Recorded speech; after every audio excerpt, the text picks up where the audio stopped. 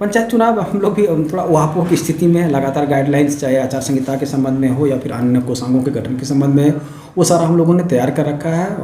किसी भी समय आचार संहिता लागू हो सकती है। आचार संहिता लागू हो जाने के बाद हम लोग पूरी तरह से पंचायत इलेक्शन के मोड में अभी भी है, और उसके बाद से क्या होगा कि फिर हम लोग पूरी तरह से पंचायत इलेक्शन में भी चले जाएंगे, आचार संहिता का भी देखेंगे, फिर नॉमिनेशन है, अन्य कार्यक्रम चलाई जाते हैं। कुछ अफवाह फैला जा रही है कि अक्टूबर तक इलेक्शन होगा। नहीं, ये बिल्कुल पूरी अफवाह है, ये सब बकवास है। अक्टूबर नहीं जाएगी चुनाव में, जैसा हम उम्मीद करते हैं। हमें लगता है कि 6 तारीख के बाद से आचार संहिता लागू हो सकती है। फिर हम लोग वैसे भी पंचायत चुनाव के लिए पूरी तरह से प्रिपेयर हैं, पूरी तरह से तैयार हैं। हमारे सभी मतदान केंद्रों पर वेरिफिकेशन का काम पूरा हो चुका है। मतदान केंद्रों में साफ सफाई या फिर जो रिपेयरिंग की ज़रूरत थी वो हम पूरा करा चुके हैं।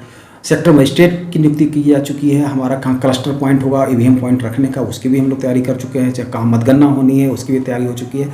तो किसी भी स्तर से हमारी तैयारी कम नहीं है। हम लोगों ने पूरी तरह से पंचायत चुनाव के लिए तैयार हैं। आचार संहिता अधिसूचना जारी होते ही उसके बाद वो 8 दिन के अंदर चुनाव कराया जा सकता है। हम लोग उसके लिए पूरी तरह से तैयार हैं। नगर पंचायत की अगर बात करें तो उसकी क्या मतलब है सर?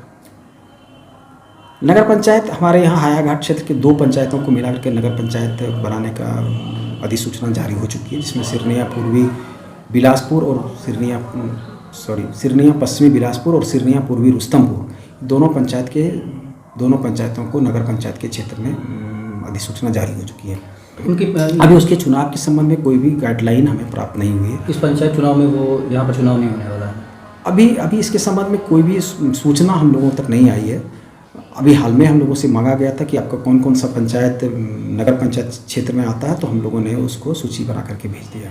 बढ़ते कोरोना के बीच चुनाव को लेकर अलग क्या तैयारी होगी आपकी? बिल्कुल, हम लोग को वैसे भी पिछला विधानसभा चुनाव में 1000 मतदाताओं के ऊपर में हम लोगों ने दूसरा वोटिंग बनाया था, मतदान केंद्र बनाया था। तो इस बार पंचायत इलेक्शन में जहाँ पर भी 850 से ज़्यादा मतदाता हैं, उनको हम लोगों ने एक्स्ट्रा एक बूथ बनाया वहाँ पर।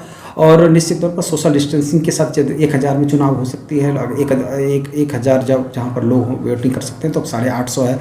तो 850 तो मैक्सिमम हुआ, उससे कम ही लोग हैं। तो हम लोग छोटी बात है कि वार्ड स्तर पर चुनाव होते हैं और 850 मतदाता बहुत ही मुश्किल से मिलता है। तो ऐसे ही यहाँ पर कम मतदाता रहने के कारण सोशल डिस्टेंसिंग के साथ हम लोग चुनाव कराएंगे। हम लोग उसी तरह से सर्किल बनवाएंगे सभी जगह, और जो भी कोरोना का गाइडलाइन है मास्क के साथ, सैनिटाइजर के साथ वो लोग वोट करेंगे, उसकी हम लोग तैयारी करेंगे। पंचायत चुनाव में अगर पार्टी वाइज चुनाव होता है तो इसमें आप लोगों की भूमिका कहाँ? नहीं, अभी ये प्रश्न अभी उपयुक्त नहीं है हम लोगों के लिए। जिस आधार पर भी चुनाव हो, हम लोग चुनाव कराना है पार्टी के अनुसार हो या बिना पार्टी का हो, उससे हम लोगों को कोई संबंध नहीं है उसका।